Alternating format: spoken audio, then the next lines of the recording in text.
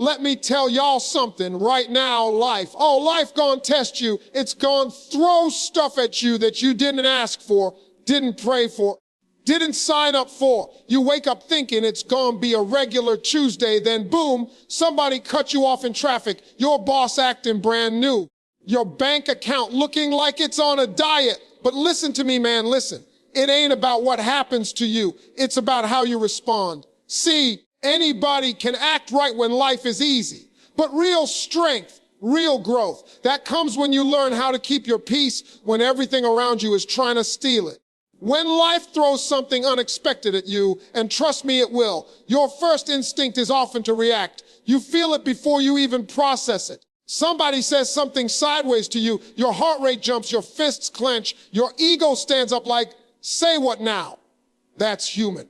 That's normal. But let me tell you what separates the calm, collected folks from the people who keep living in chaos. It's the ability to pause and understand that your reaction is always more powerful than the situation itself. See, the situation might be messy. It might be disrespectful, unfair, or just flat out wrong. But that situation in and of itself is neutral. It's like a match. It can just sit there on the table. But it's your reaction that either turns that match into a candle or blows the whole room up. That's the power of reaction. That's the power of mindset. Now, let's get one thing straight. Reacting doesn't mean you're weak or out of control. Reacting is natural.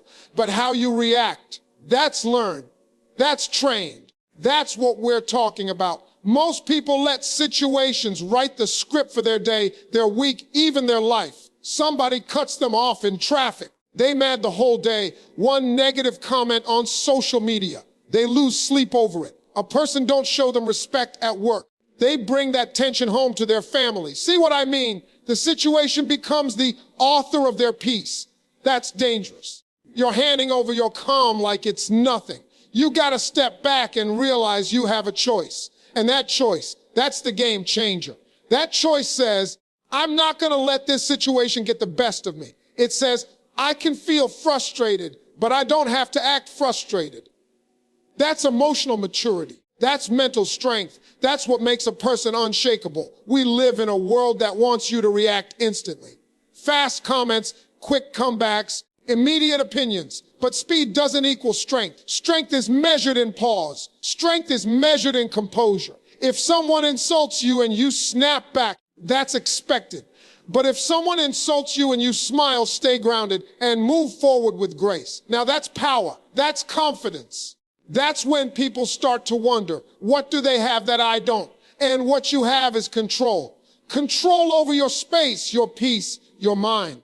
Because once you understand that your reaction is the real power, you stop giving that power away. You stop letting people push your buttons like you some vending machine of emotions. Nah, you become deliberate. You choose when to engage and when to step back. You choose what deserves your energy and what doesn't. It's not easy, especially if you've spent years reacting on impulse. But it starts with awareness. Start catching yourself in those heated moments. Ask, is this reaction helping me or hurting me? Just that one question, right there, can save you from saying something you regret, from doing something you gotta apologize for, from making a situation worse than it already was.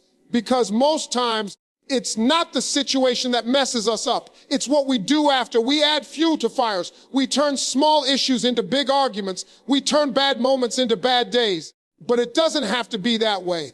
You can train your mind to hold that pause, to take that breath, to observe instead of explode. And the more you do it, attempt, the stronger you get. It's just like working out. You build mental muscle. The more you resist the need to react immediately, the more control you gain over your life. That control gives you power over your peace. That control gives you the ability to walk through chaos without letting chaos walk through you. And once you taste that kind of calm, you'll never want to go back. Attempt. Peace of mind isn't something you just stumble upon. It's not sitting around in the corner waiting for you to notice it.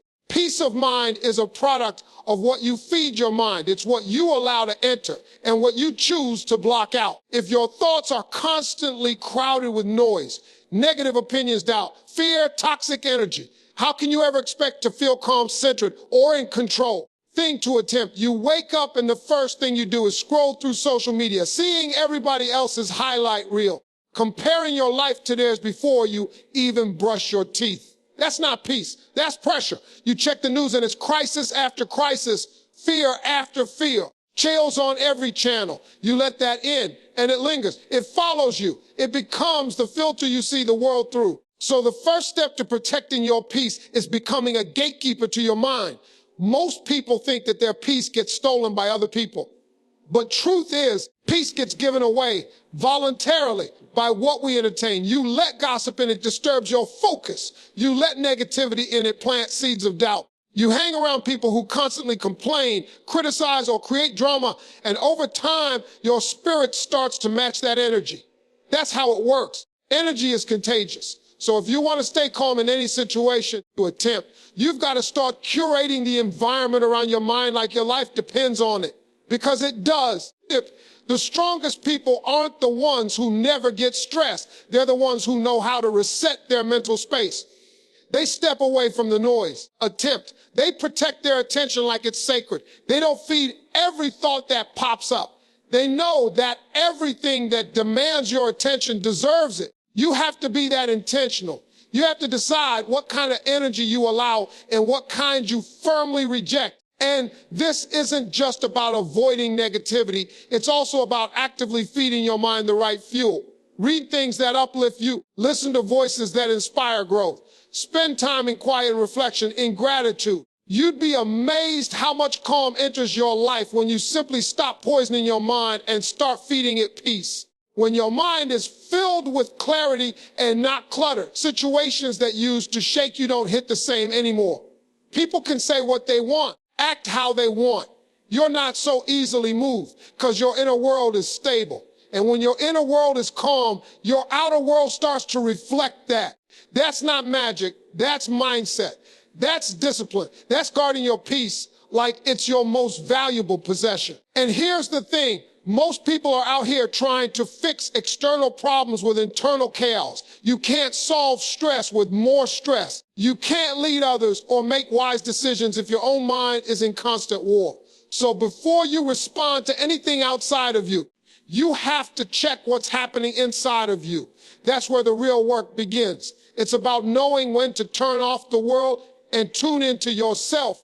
Thing to attempt. It's about recognizing the triggers that throw you off balance and doing something about them. Whether it's taking a break from certain people, limiting your time on certain apps, or spending more time in silence, it's all about managing input because input determines output. What goes in eventually shows up in how you think, how you speak, and how you act. You have to become aware of what you're feeding your mind every day. That inner dialogue, those quiet thoughts, those subtle influences, they're not so quiet after all. They are shaping your energy. They are shaping your mood. They are shaping your reactions. You want peace, you want calm, then treat your mind like a sacred space. Don't let just anybody or anything walk through it with dirty feet. Emotions are powerful. They have the ability to drive action, influence decisions, and change the entire course of a moment. But when emotions aren't trained, when they're not checked, they can hijack your logic and lead you places you never intended to go. That's why emotional discipline isn't a luxury. It's a necessity. You have to discipline your emotions before they end up controlling your decisions. Because when emotions lead the way without wisdom, its outcome almost always regret. Think about the last time you reacted out of anger. Maybe you said something you didn't mean. Maybe you broke something, or worse, someone's trust. Now think about the decisions you've made while feeling desperate, jealous, scared, or anxious. Did those decisions bring you peace? Did they build the life you want? Probably not.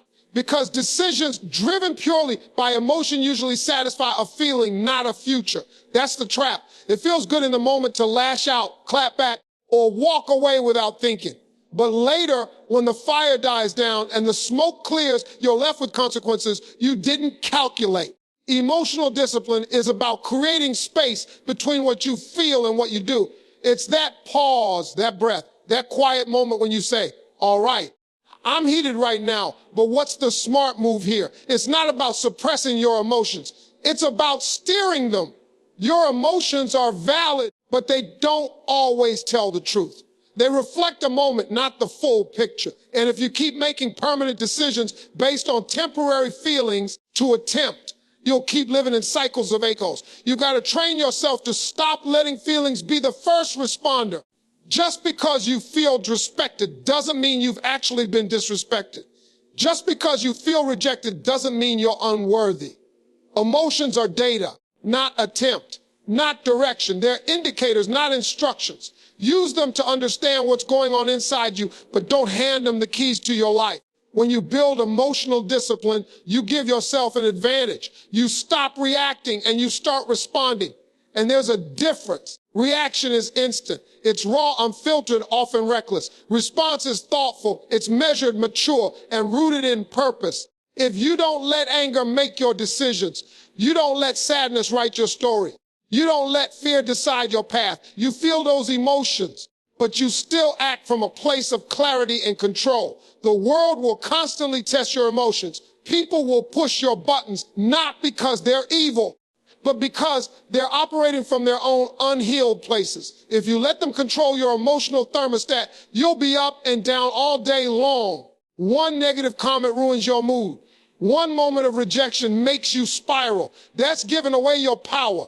And emotional discipline is about taking that power back. It means sitting with your feelings long enough to understand them, not just escape them.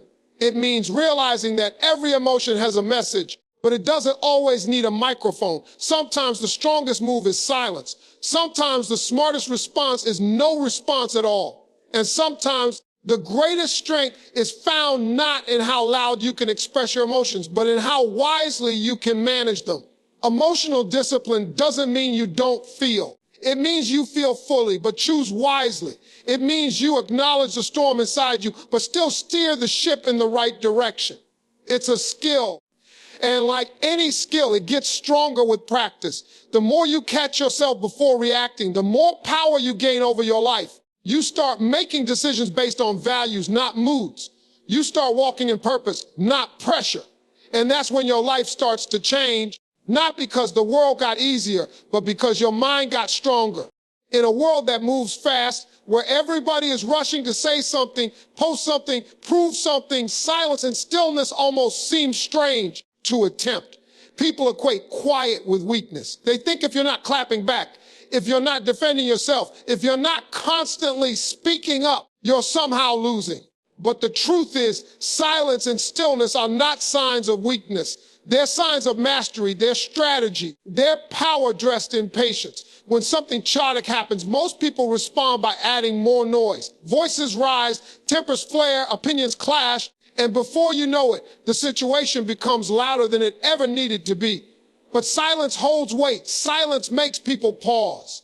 It forces attention. And stillness, it brings clarity. While everyone else is reacting without thinking, the calm person is observing. The still person is assessing. They're not lost in the moment. They're mastering it. Stillness is how you hear yourself when the world is screaming at you. It's in those quiet moments where your real thoughts surface, where you begin to separate what matters from what's just noise. But most people are uncomfortable with stillness because they've trained themselves to stay busy, to stay distracted. They think productivity means constant motion, but that kind of constant motion leads to burnout, not breakthrough. Stillness, on the other hand, gives you the space to think clearly, to see the situation for what it really is instead of what it feels like in the heat of the moment. And silence, it's not just about holding your tongue. It's about holding your power. When you don't rush to explain yourself, when you don't react to every insult, every rumor, every opinion, you're telling the world, I don't move unless it matters. You're not avoiding the conflict. You're choosing the battlefield. You're not weak. You're wise enough that not every fight deserves your energy. Silence can be louder than words. Attempt when someone tries to provoke you and you don't bite, that's power. When people expect a reaction and you give them stillness, that's control. It shifts the energy. It catches people off guard because silence creates a space where others are forced to reflect. They expect noise, and when they don't get it, thing to attempt, they're left with their own thoughts. That's when the real impact happens. Stillness also gives you the upper hand because it lets you respond from a place of peace instead of pressure. Decisions made in stillness are stronger. Words spoken after silence carry more weight. Action that follows calm is more deliberate, more effective. You don't waste your time, your energy, tempt, or your presence on things that don't deserve it. You move differently when you understand the value of inner stillness. And here's the truth. Not everybody deserves access to your reactions. Some people thrive off getting under your skin. They feed off your chaos attempt. They want to see you lose your cool because it gives them control. But when you remain still, when you stay composed, they lose that power. You're no longer dancing to their music. You're not playing their game. You're in your lane, guided by focus, not friction. Stillness is where you reset. Attempt. It's where you recharge. It's where you remind yourself of who you are, what you stand for, and what you refuse to get dragged into. It's a reminder that not everything needs a response. Not every situation needs your presence. And not every voice deserves a reply to attempt. You don't need to announce every move. You don't need to fight every battle. You don't need to be loud to be strong. In fact, some of the strongest people are the ones who can sit still, say nothing, and still own the room.